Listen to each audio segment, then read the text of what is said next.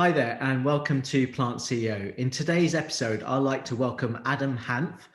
Adam is the founder and CEO of Hanft Projects. He's a marketing expert and also an investor in plant-based businesses and also tech startups. Hi, Adam. Welcome to the show. Happy to be here. Thank you for having me. Great to have you. And let's start. It would be good to let everyone know a little bit about your background, actually. So I started many moons ago as a comedy writer. I was out in California working for Gary Marshall, who at that time was the ultimate kingmaker and successful TV producer. He had two shows that were killing it, crushing it, as we say now. Yeah. We didn't say that then. Laverne and Shirley and Happy Days. And I was thinking about those shows before I got on with you or not. And they were celebrations of the 50s, and they were created in the 70s. During the time of the Vietnam War and great stress and riots in the streets and so forth. And I think we look back on the 50s as a simpler time. And that's sort of now flash forward to where we are now, going through the pandemic. We're also looking back nostalgically at the 50s. So at least for me personally, we've kind of gone full circle with the 50s being, a time of calmness in the culture and something that attracts people when things get really tense and stressful. So that was great fun. I learned a lot about comedy, obviously, and narrative structure, and also collaboration, because we worked in teams. Nobody really owned a whole show unless you were really senior. You worked on different acts and kind of put it together. So it was really great. I came back to New York and I started my career in the advertising business as a copywriter, worked for some creative agencies. I took the normal course, ended up starting my own agency, built that up successfully, and ended up exiting that and doing what I'm doing now, which is working with a lot of startups, working with a lot of CEOs and founders on helping them position themselves, and also working with larger companies, helping them through the digital disruption that is so necessary today, and particularly at this moment. Yeah. And when you were working with Gary Marshall, did you actually write some of the stuff that appeared on Happy Days? It's a show I used to watch. Yes. I mean, as I said, I wrote jokes. I could go back and watch some of the episodes and say, oh, that's my joke. And I remember, of course, jokes that I thought were better that they cut out. But yes, there was this, I have some tracery in the culture as a result of that. So I think that the storytelling side of saying a joke also helps and relates to the advertising industry, right? When you're looking at creating copy for brands. Yes, I mean, obviously humor plays a huge role in advertising, and the core of humor is the unexpected, to turn things upside down, to look at something in a new way, and to be able to compress that. And that's really the secret of successful advertising. And now, with digital advertising, and our attention spans being shrunk continually, speed and quickness and the ability to tell a story in a nutshell is even more important than ever.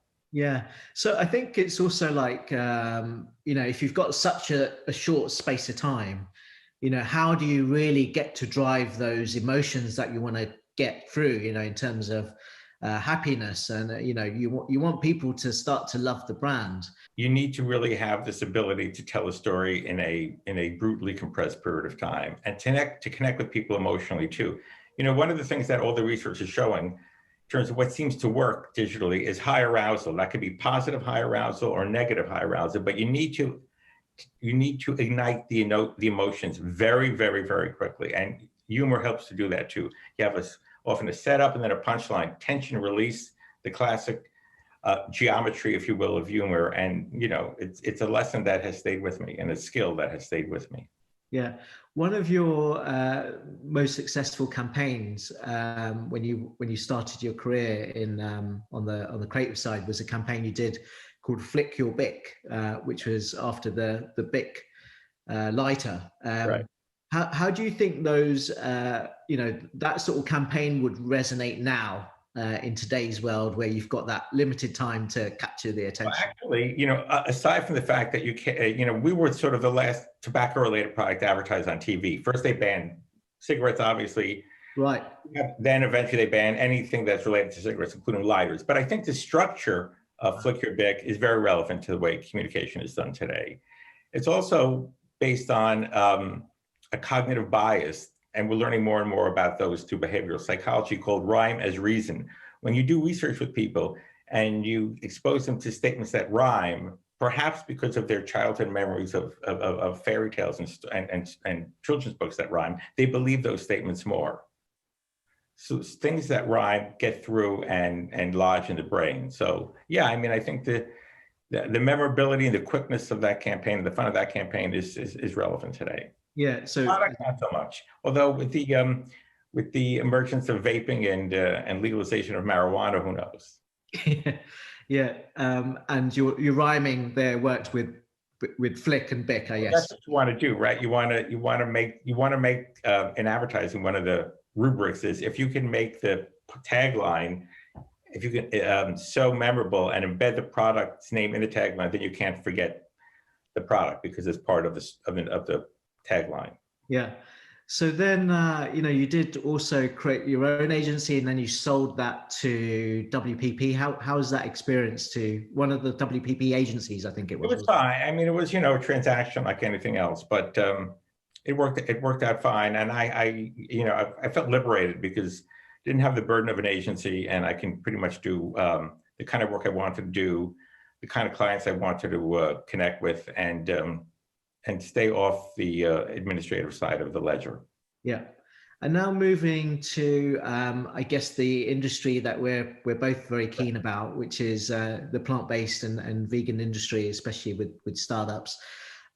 You managed to invest in Just quite early on. Can you tell me about how that happened and what's been your involvement so far? Yeah, I became a shareholder in Just through work that I had done for Josh Tetrick, obviously the founder and CEO. So at that time, I was doing some work for other companies in the Horizons venture portfolio. Selena Chow ran and runs that portfolio, and she was an early believer in and supporter of plant-based innovation. I mean, and Impossible Foods being, a very successful bet that she made, as well as others, including Better Day, the plant-based, the cell-based milk, and of course, Just Mayo, which at that time was called Hampton Creek. Yeah, you mean Perfect Day, right? Perfect Day. I said Better Day. Yes, yeah, Perfect. Yeah. I get confused with all these. There's lots of optimistic names out there. Better Health is the digital telehealth psychology company. So yeah, I met Josh, and this was before the company was rebranded to Just. The product was Just Mayo, but the parent company was Hampton Creek. And interestingly, that was chosen by Josh because he wanted the company to sound like a natural and organics company and not a company that was for vegans, and that would be too nichey. And Hampton Creek had this romantic sense of a place, and you can imagine a bucolic environment. And he thought that would be a safer place to land initially for the brand and something that was more ingredient based. Obviously, the company moved to call itself Just, and now we have Just Mayo, Just Egg, and Just is a wonderful word, obviously, because it is about onlyness and minimal ingredients, but also justice and economic justice and sort of agricultural justice and planetary justice are big parts of what Josh stands for. In terms of when they changed the name from Hampton Creek to Just, and that was based on a legal case, wasn't it? Well, it was a combination of circumstances. So, they were sued by Unilever, who makes Hellmann's, the Big Mayo, as the media came to call it, because under a very, very strict interpretation of the FDA guidelines, in order to call yourself mayonnaise, you needed to have eggs. This goes back sort of 100 years to the creation of the FDA, when there were a lot of products around that had questionable ingredients and people couldn't trust what was in them. So the FDA basically said, hey, if you want to call yourself this, you need to have that. And in the case of mayo, if you want to call yourself mayo, you need to have eggs, because you couldn't trust a lot of unscrupulous manufacturers. Of course, those days are long gone, and we have new technologies. And the media was all over this story. They loved David versus Goliath, Big Mayo versus Little Mayo, Wall Street Journal. Everybody had stories. And eventually, it was settled. But through that process became clear that we should just focus on we should focus on just mayo as the product. And then fortunately we had that word which could elevate up to be the name of the company as well. And it was more focused on mission and vision and truer to what the brand was about than Hampton Creek, which sort of was this invented, more of a traditional CPG or consumer packaged goods approach, which is to name something like Hidden Valley salad dressing, whatever that means, right? It was sort of from that spirit, but we had evolved enough to go right for the truth of the brand, the essence of the brand, the core. Mm. And it's funny how I guess Hellmann's have now created their own vegan mayonnaise. Yeah. And selling that, I guess, quite well. I don't know how they're doing. Do you know in relation to that core product versus? I can't really get into the details, but Hampton Creek. I'm sorry, yeah. We've got Just Egg, and we're doing very well as a company, and as a brand that consumers can come to be attracted to and believe in, and not just buy, but actually join the brand. People love that brand for the obvious reasons. And Josh used to say to me and others something that stuck with me and that I think about a lot in terms of branding. He says that if we had to do everything over again, how would we do it the second time? And I think that is how he sees the world. Rather than fixing a small part of the food system, he went ahead and kind of reinvented the whole way you think about creating consumer products, consumer brands, including the amount of R&D that goes into identifying the right plant-based formulations that could emulsify like an egg or turn into mayonnaise. So a lot of innovation in food is, I would call it partial or incomplete. It doesn't say how are we going to change the world from the bottom up and the top down. And I think what Josh did and what Impossible Foods and others are doing is saying, let's reinvent the whole system. Let's change everything that's going on. And I think that kind of bold approach needs the right kind of entrepreneur and the right kind of venture capital, because you need to be willing to continue to fund it, because that doesn't come cheap. And also have a little bit of patience too, because again, it takes a long time or longer time to change everything rather than to change a small piece. But I think the excitement of this business, and I think you would agree, being so passionate about it, is not to tinker at the edges, but to really solve it from the inside out. Totally, yeah. And so yeah, they're doing really well. I know they've got good expansion plans to conquer other countries as well. Finding the right distribution partners, etc. When you've also invested with some other plant-based businesses, it'd be great to talk about some of that and which other VC firms you're working with on that. Sure. So I'm a partner in Siddhi Capital. I believe you know who they are, and we're focused there on better for you foods. That could be snack foods, that could be beverages, or they could be technology-based protein alternatives. So for example, a company, No Evil Foods, which we talked about, is creating its own plant-based meats. We're also invested in a couple of companies that are doing cellular aquaculture for fish, actually. And one of them is called Blue Nalu, and another one is called Good Catch. So these are really, passionate innovators. And I think what's also happening is, when Josh launched his product using a pea protein, the technology compared to what it is now was much more primitive. And the ability now to identify plant-based products that could turn into consumer products with more speed and less R&D investment is dramatically progressed. Computational power and processing power is one reason, because there is a lot of work that's done algorithmically to figure out exactly what leads to what. So I think we're seeing a lot of innovation and acceleration of innovation in terms of meat alternatives, dairy alternatives, fish alternatives. And I think that's going to continue. It's also going to create more competitive environment, I think. I know we're going to talk later about the future of the category. But I think just being able to say we're a plant-based fish is not, or meat is not going to, or burger is not going to be enough. Probably not enough now, and certainly won't be enough in the near future, because there's going to be a bit of sort of a plant-based fatigue, I think, that settles in, and marketers will have to combine technology innovation with good old brand building and consumer communication, and strong differentiation too. Yeah.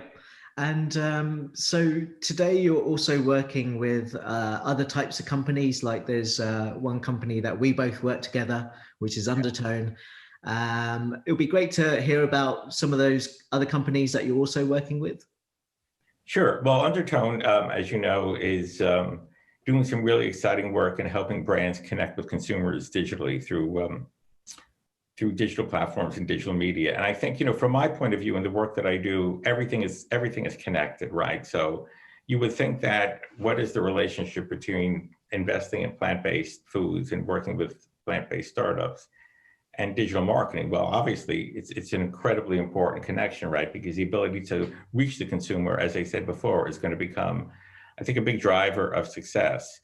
So as I said, I like to work with companies that are making a dent in the world, to quote Steve Jobs, or dent in the universe, that have bold ambition. So it's really, for me, not as important to be in specific categories. So I do love plant-based, because I do think that is one of the most exciting areas of innovation.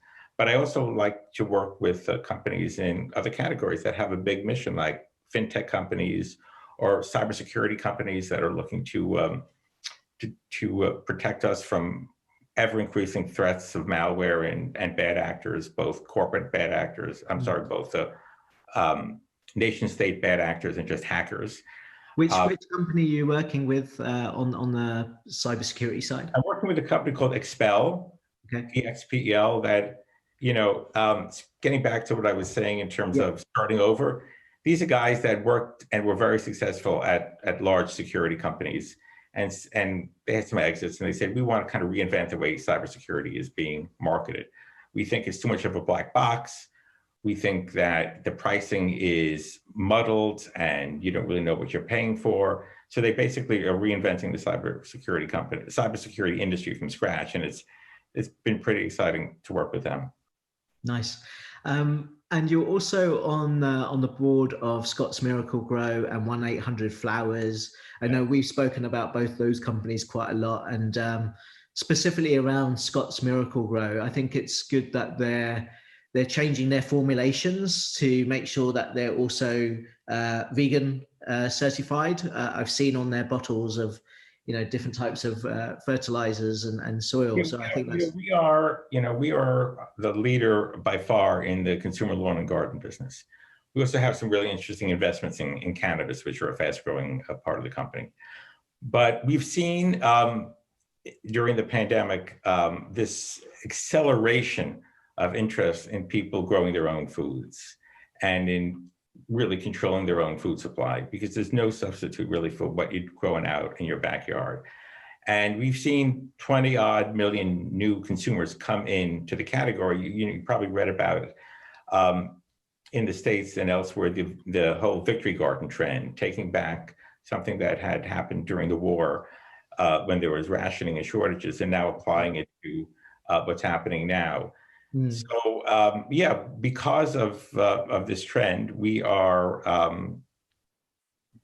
both developing and also continuing to market products that we have that are all natural, that are sustainable. We're a very sustainable company. We actually, people don't realize it, we're the largest recyclers of trees that have been killed in hurricanes and just yard waste, because we make so much mulch and so much soil, and we do so much composting that we are the largest recycler in the country and very few people realize that. So I think that that trend of growing it yourself and both deriving the benefit, the nutritional benefit of fresh foods, which is obviously something we both believe in, but also the mindfulness and the anchoring and the emotional reward of being in the garden during these times is of enormous value to people. It's one of the reasons you're seeing, apps like Headspace and Calm taking off. Gardening is part of that whole movement where we need to find some time for ourselves and also for our families. So it's been interesting to see how we've been able to satisfy these deep emotional needs of consumers. It's gratifying as a brand. There aren't many brands that are doing as well as we are in the pandemic who make people feel good. I mean, you've got brands like Clorox and others who sell, Purell, who sell anesthetic, disinfectants, and those are things kind of you have to do. What we offer people is the ability to do what they want to do. So it's been an interesting 7 months.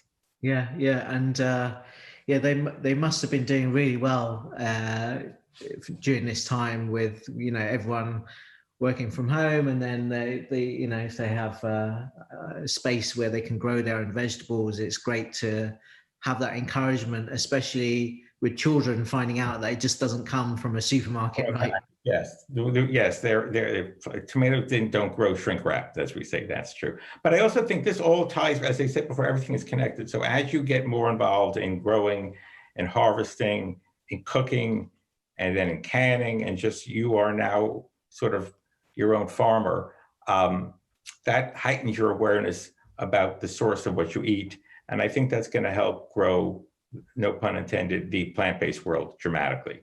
Because you're seeing the power of plants, right? And you're more open to innovation that transforms plants. So I think the pandemic will be a real accelerant for many reasons for this whole plant-based industry. Yeah, totally. So you also wrote co-authored a book called Dictionary of the Future, and there was a food section in that book. So thinking back on that book, how much of especially on the food side, did you actually get right?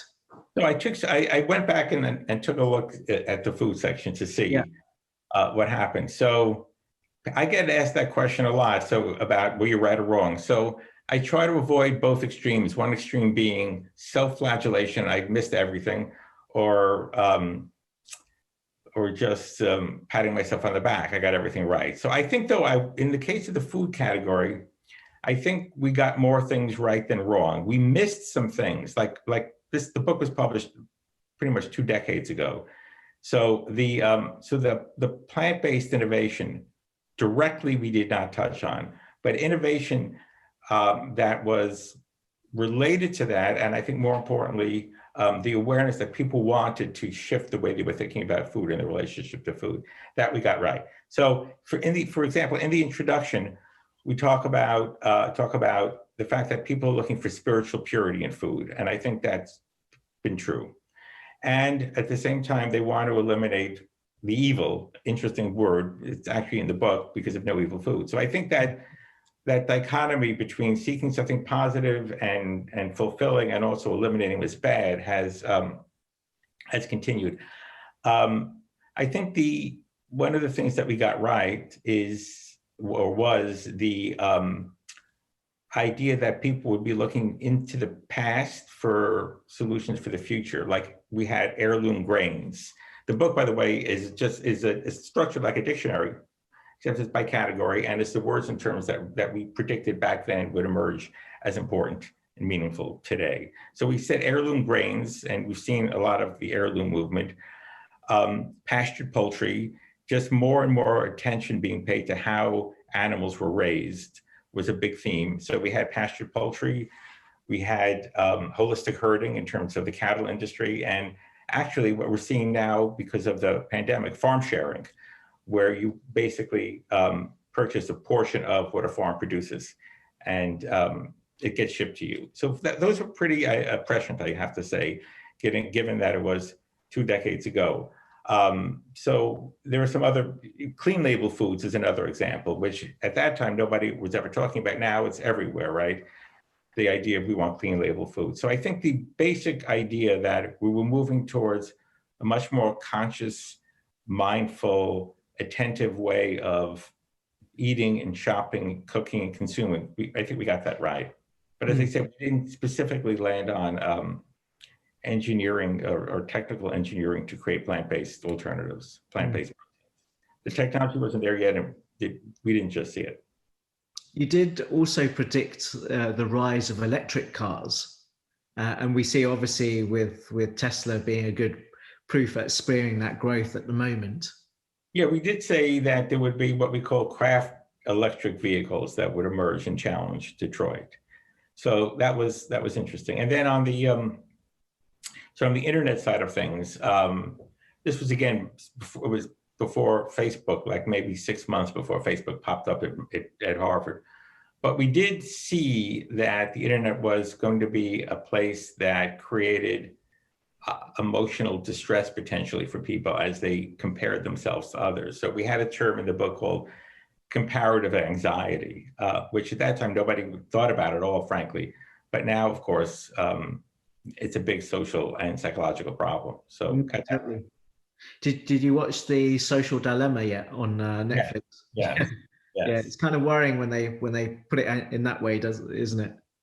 Yes, I think it's what's going to be interesting about that is everybody who sees it, and many have or hear about it, and more have, are beginning to understand this vast manipulative engine and the power of the algorithm and the behavioral manipulation of people. But we'll see what happens. Mm-hmm. If people actually reduce their consumption of it. But the cleverness of the people behind it is that they understand how the brain works. They keep talking about the brain stem. They get inside the brain stem, and of course, when you addict somebody to something, it's very hard to de-addict yourself. Like there was one, I forgot whose quote it was in the movie. It said there are only two people who use the word users to describe their customers: yes. Drug pushers and Silicon Valley. Yeah, software companies. Yeah, it's quite funny when they said that. Yeah. So thinking about also the electric car side, obviously, the main reason a lot of people are buying electric cars is for the environment. And I think it's great when, electric car companies also have a voice to say, okay, we're not going to use any animal byproducts. How important do you think that is that, other manufacturers take note and they're not using things like animal leather and they're using plant-based leather, for example, in their vehicles? Well, I think it's certainly important for the early adopter. Again, it gets back to the idea of sort of the interdependent connected planet, right? So people who care about one side of the equation in terms of impact care about that broadly. They don't just care about it in terms of electric cars or solar panels on their roofs or animal rights. They care about it holistically. So I do think that it is something that is important to the consumer because they are looking for the company to be as consistent as possible. And hypocrisy is really what they are philosophically and ideologically opposed to. So I think that that sort of like, call it horizontal sustainability, which is not just the car as a vertical construct, but the car as a horizontal integrated construct, is something that we'll see replicate itself in other categories as well.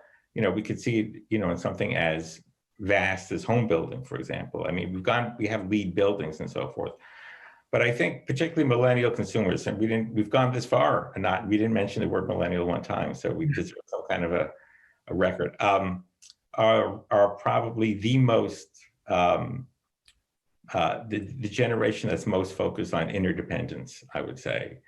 And maybe it's because, and I've thought about this, they are the most diverse generation, ethnically diverse generation in history. So I think when you grow up seeing people as diverse and seeing the connections between people, I think you see the larger world in that through that lens as well. And also, not consciously, but unconsciously. Say again? Not consciously, but unconsciously. I think millennials are looking at the world through a very consequential lens. If this, then that. If you're going to really live up to your values, then you have to live up to them across the board. Yeah. And that also includes how you pay your workers and your sourcing philosophy and your sourcing practice. Yeah, and also the Generation Zs are the ones that are Yeah. moving towards this sort of lifestyle where they're looking at everything, like you say, at a horizontal level. You know, what Yeah, it'd be interesting to see. A cynic would say that the millennials, and I guess we'll see Generation Z behind them. Well, certainly the millennials, the data is showing that they're going to be the first generation in the US that will not live as well as their parents. And this was before the pandemic. And there's a lot of economic data that shows also when you graduate into a recession, you never catch up. Most people never catch up economically. So if there's going to be sort of this ongoing economically straightened world that the younger generation is going to deal with, how is that going to impact their buying patterns and their consumer choices? Because at least right now, some of these plant-based alternatives and some of these more sustainable alternatives are just more expensive. The food system is not, the new food system has not yet emerged in a way that it could compete with the old industrial food system. There's an interesting company called Rethink Food, where my friend Brad Jakeman, who ran Pepsi Beverages, is a partner that is trying to change the entire food system to take some of those costs out. But again, as I said before, a cynic would say, well, it's all well and good when you got money to, act responsibly and buy and shop responsibly.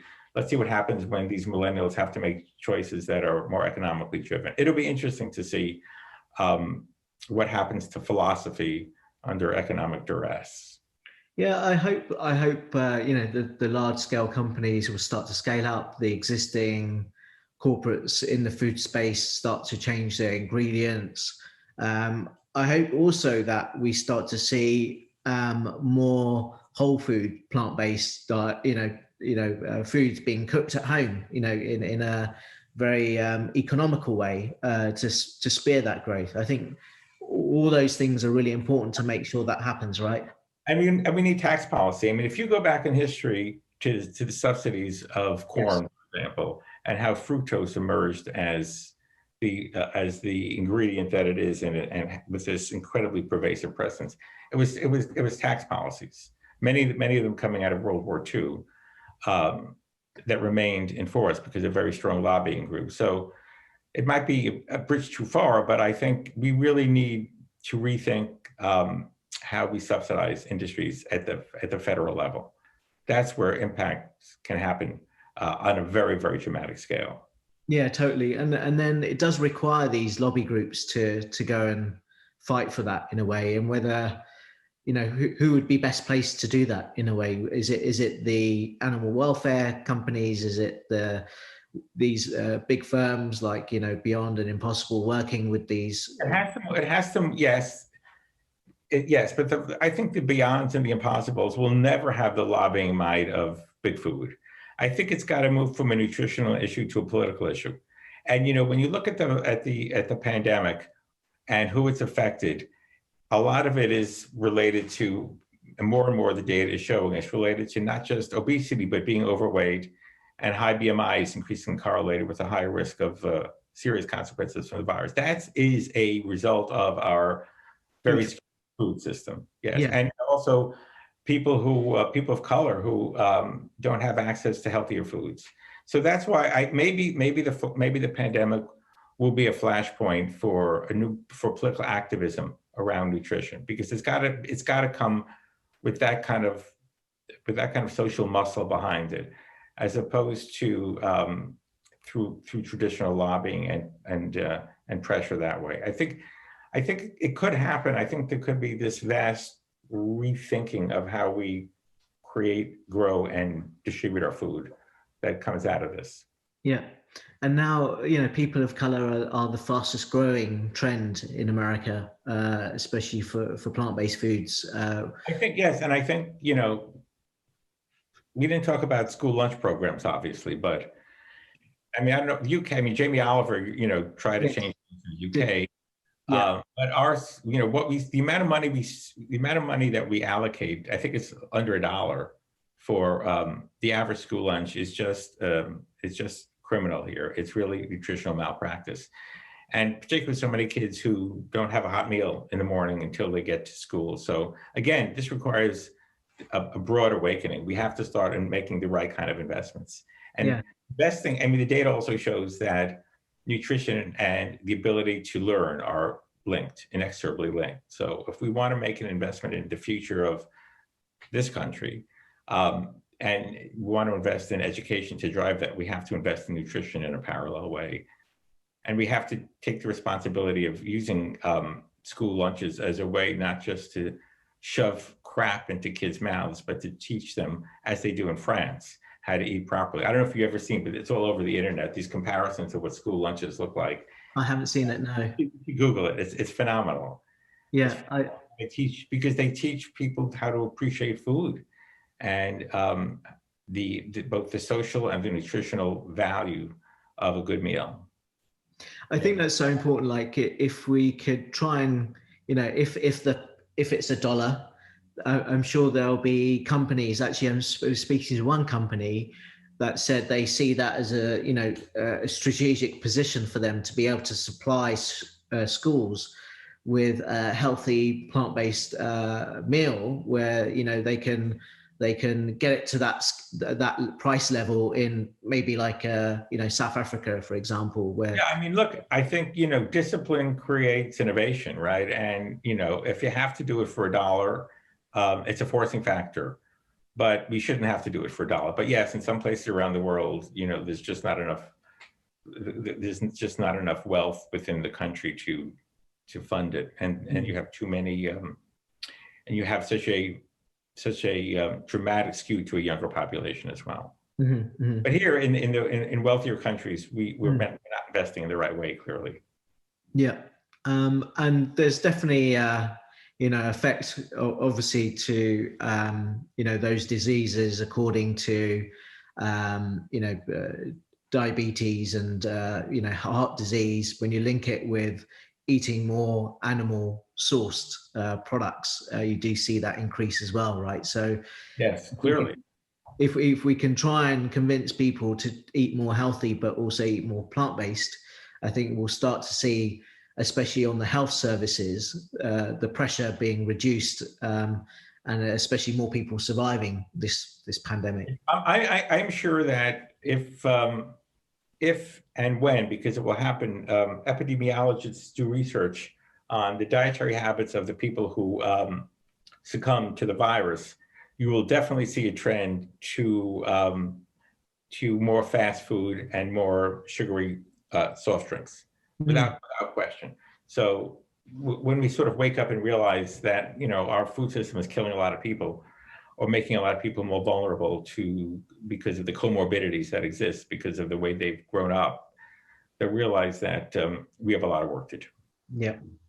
And if you were today going to rewrite your book, or predict the future of where plant-based foods will be, and also thinking about the time scale, where would you predict things on that? I think the data which shows what it's going to be a $30 billion industry in a couple of years. I think we're going to, like many things, the pandemic will accelerate for all the reasons we talked about. I think the industry is going to grow very rapidly. We're going to see more and more commercial, and we're seeing a lot of it now, commercial buy-in to plant-based alternatives, both fast food, quick serve restaurants. If people ever go back and eat in corporate cafeterias on the Cisco side of the world as well. So I think we're going to very quickly, and we're probably there now, move to a place where it will be insufficient just to say we're plant-based. Just like it's insufficient to say, it was insufficient to say we are prime or grade A beef, right? It was a blunt instrument. So we're going to have to really differentiate more, both in terms of innovation and in terms of branding, as I said. And also, I think that right now the strength of plant-based meats is what we're not as opposed to what we are.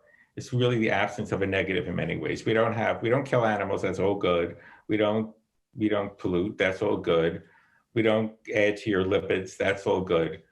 and I'm sure you've seen this, the beginning of a backlash to, well, what is actually in these products?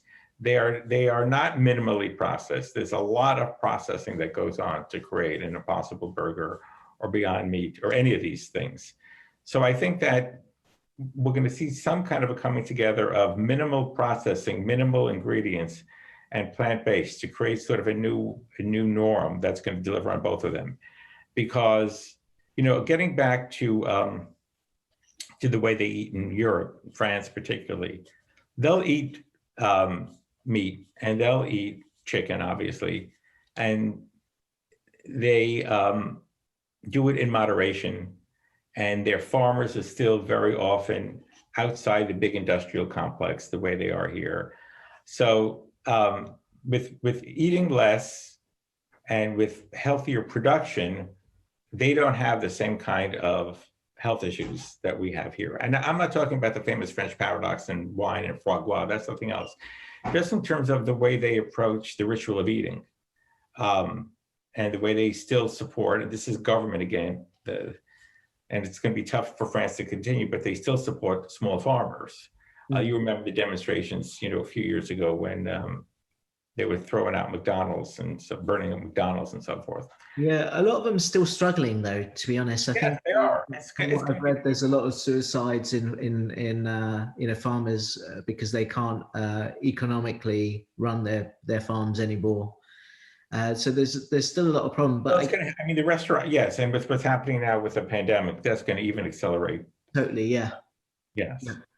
Yeah. So you see that being a crucial side, like you know, less ingredients. And I would definitely agree with you there. Less processing. What else do you see? What else do you see? Do you see, like, when you said that plant-based isn't enough? Do you see a new evolution coming as well? What I don't see all the time is, I guess, people linking plant-based foods necessarily with climate change. And I think we do need to push that topic more. You know, there was the documentary with David Attenborough that's just come on, A Life on Our Planet. And he describes there in a very short way, but at least he put it in there that, you know, if most of the planet we were plant-based, then, you know, we'll be using half the land that we do at the moment. So I do see that linking being would you agree with that? Do you think we need to really push the area of like climate change with? I do. And that gets back to the generations of the future, seeing the world as more interconnected as opposed to more siloed, you know, farming pun not intended. But, you know, if you look at the word planet and the word plant, I mean, it's the same word, just with an E in the middle. So I think that, which is sort of a linguistic accident, but I think that we need to recognize, and I think the plant-based industry needs to recognize, such as it is an industry, that there's a larger conversation that needs to be had and should be had.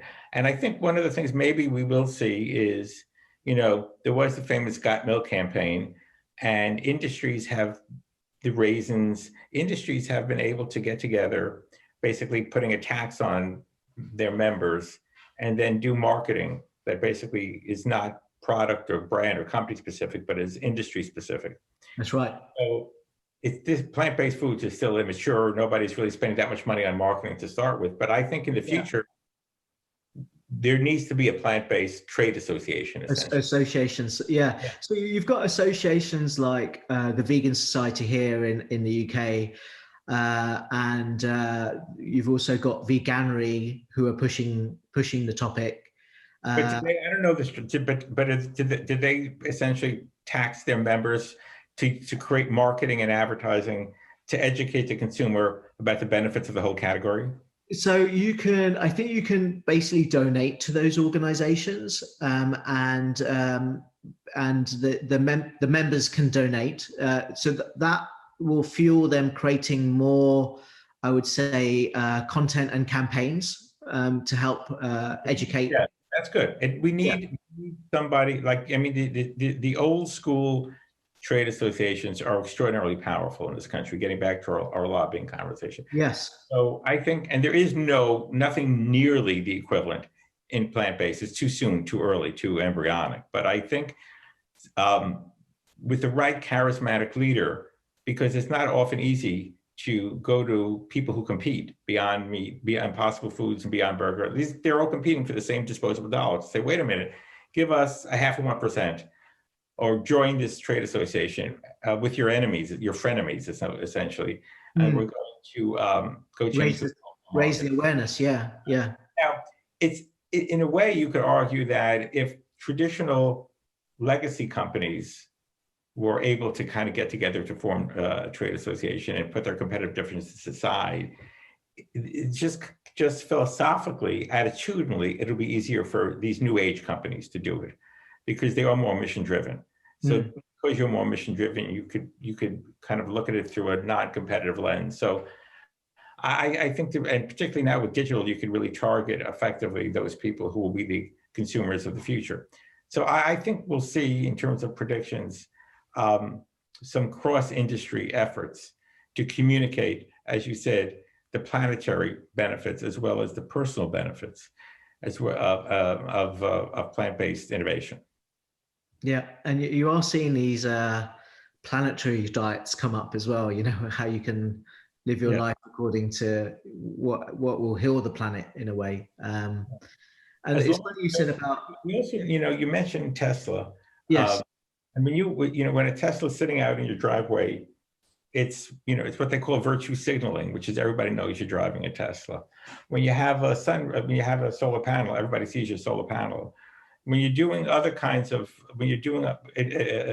other kinds of behaviors that are not as visible, that don't involve virtue signaling, they give you a personal reward, but they don't have the projective reward. So it'd be interesting to brainstorm and think about how you can turn plant-based eating into something that has more exposure to others. Yeah, it's funny you say that because, when I went vegan, it was like you do kind of feel a bit isolated and you want other people to know. And that's why I think a lot of people do become quite vocal about it when they're talking about it, but they have no outlet. In a way, this is kind of my outlet to encourage the growth and awareness. I was talking to some entrepreneurs early stage that have a technology for turning pulling carbon from the air and turning it into gasoline. Wow. Yeah, a little reactor kind of a thing. Yeah. So they showed me sort of the deck and how they were thinking, and they had it like behind the house. They said, don't put it behind the house. Nobody can see it behind the house. You should put it in front of the house so everybody can see you're doing the right thing, like the solar panel. I hadn't thought of that, but this goes back to, Veblen and conspicuous consumption and all of that research that shows we want people to see we're doing the right thing. I mean, that's what social media is about, right? Yeah. Again, social media does give you the ability to virtue signal, to project to your friends and your network that you are doing the right thing.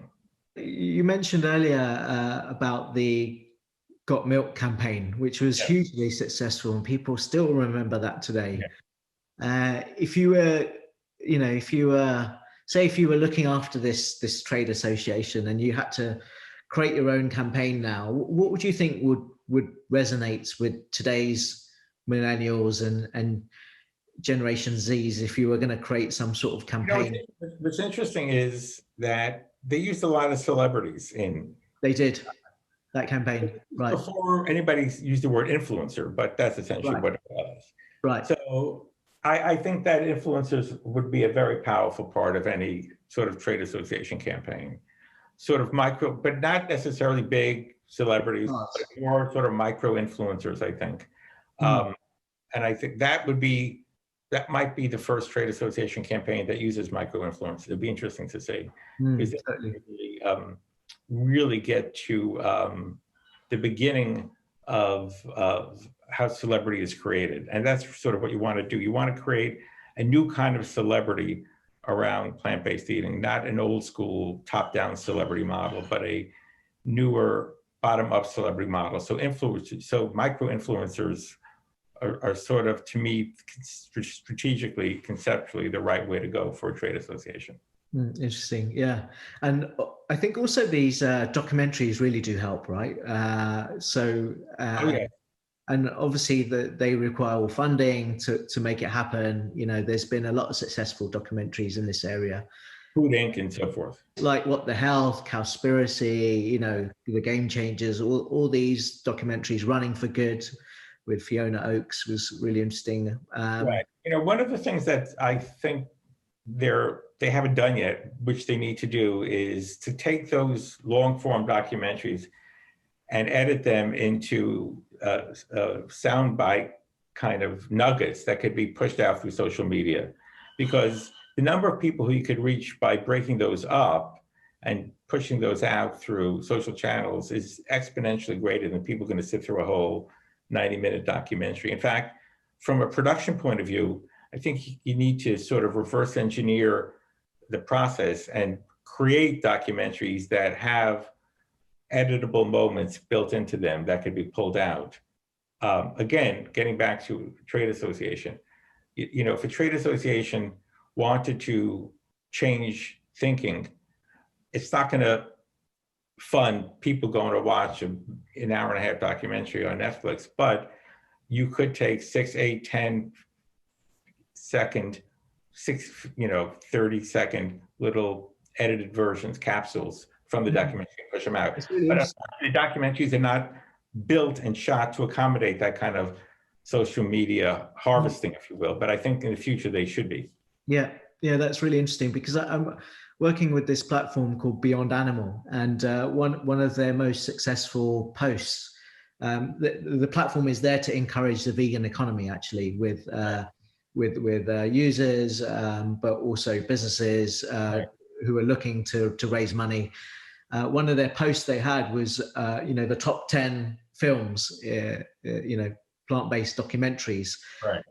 To take that a step further, if there was a way that you could vote for your favorite scenes, and that then goes back to the people who created these. Yeah, it's really interesting. Yeah, that'd be quite a good one to create. You know, because we are, as they said in The Social Network, we are in a war for attention. It's a battle for attention. So that applies to everybody. So Adam, you also have your own podcast. Can you talk a little bit about that? Sure. So you mentioned Dictionary of the Future. My co-writer on Dictionary of the Future, a futurist, woman named Faith Popcorn, who's an old friend of mine, and I decided that we should do a podcast that sort of captures the shocks that the world is going through now, and we're calling the podcast Jolty, Jolty, for obvious reasons, and it's on Apple and all the podcast platforms out there. We've had some terrific guests. I mentioned Brad Jakeman from Rethink Food. He's been a guest. My friend Jim McCann, who's chairman and founder of 1-800-Flowers, has been a guest. And we're talking about subjects that are related to their world and the pandemic and where we see things going and how consumers and brands are dealing with the shocks of the moment. So it's been fun. And if any of your listeners want to subscribe, we would appreciate it. That's great. And Popcorn Faith, is that her real name, or is it a pseudonym? Well, Faith is her real name, and there's a long story about how she had a boss who couldn't pronounce her last name, and he called her Popcorn, and then she realized that it was a wonderful branding opportunity, and she's been Faith Popcorn ever since. So thank you, Adam, for coming on the show. This was a great chat. I'm sure we'll have many more to come. Yeah, it's fun. Congratulations to you for all your great work in this industry, for the podcast, your advocacy, your evangelism. You know, it's been a lot of love and a lot of work, but it's all appreciated. Yeah, thank you so much, and hopefully see you again soon. Absolutely. Yeah. Be well. Cheers, Adam. Bye. Cheers.